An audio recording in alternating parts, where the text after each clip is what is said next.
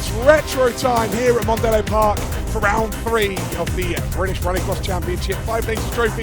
And while we have Tony Lynch in his first appearance this season, he had an operation, and I'm glad to tell you that he is fully recovered and good to race here at Mondello Park. We've got Dan Swain and Simon Hart on the front row, and championship leader Rob Buckmaster only in 4th position. There's the green lights. We are off and we are running. Oh, that Toyota MR2 has got an absolutely phenomenal start as we head down in towards turn number 1. Very closely followed though by Dan Swayland. Can Swayland potentially find an overlap going in towards turn number 2? A little bit of a front left lock up there from Swayland, pushing the car to the absolute limit, but not able to really find any extra traction. We just saw there in the background Simon Hart nearly going round fully, manages to just about catch onto it, but I'm not sure he held on to P3 there. I think Rob Buckmaster, no he did, he has held on to P3. Rob Buckmaster then is just a little bit further back there in that Ford Fiesta. Down towards the final corner on lap number 1 as we get a lovely shot then of that number 137. But there is the leaders,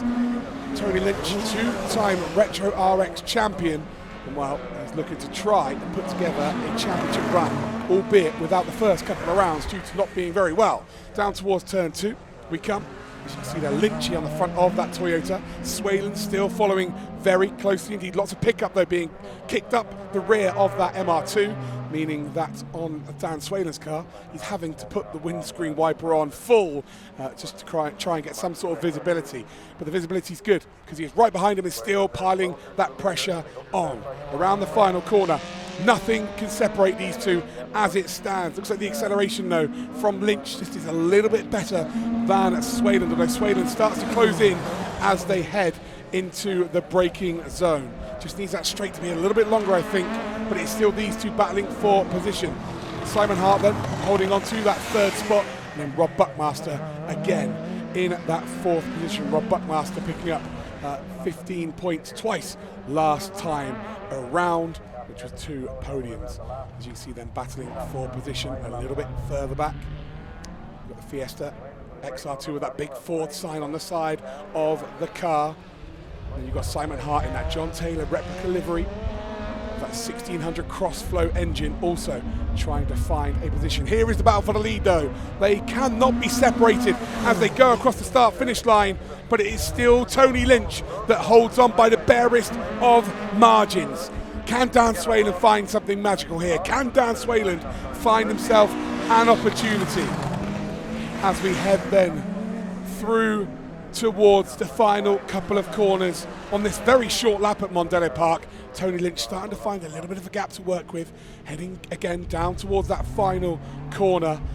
Once again, these two separated by absolutely nothing. This is brilliant racing from the both of them, and the fact that Lynch has just not made a mistake with all this pressure is testament to his pedigree. Again, a 2-time retro champion, has been there, has done it, is capable of winning, knows what it takes to win. Heading around that final corner then, it is still Lynch to lead, but has Swayland got one more trick up his sleeve? Sends the car out as far left as he possibly can, trying to open up turn number 2, trying to square Lynch up onto the apex. It's not going to work out.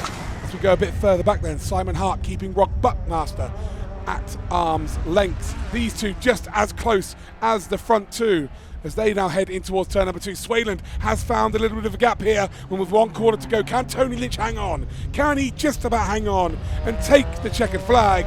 When he rounds the final corner, swings the rear out of the MR2, and it's going to be enough. It's going to be a race victory and his first of the season. And that is 3 different winners in 3 rounds in the series. Brilliant stuff. In 2nd spot then, it will be Dan Swayland. And then you've got the 137 of Simon Hart, who will take P3. And then just a little bit further back, Rob Buckmaster will take 4th spot.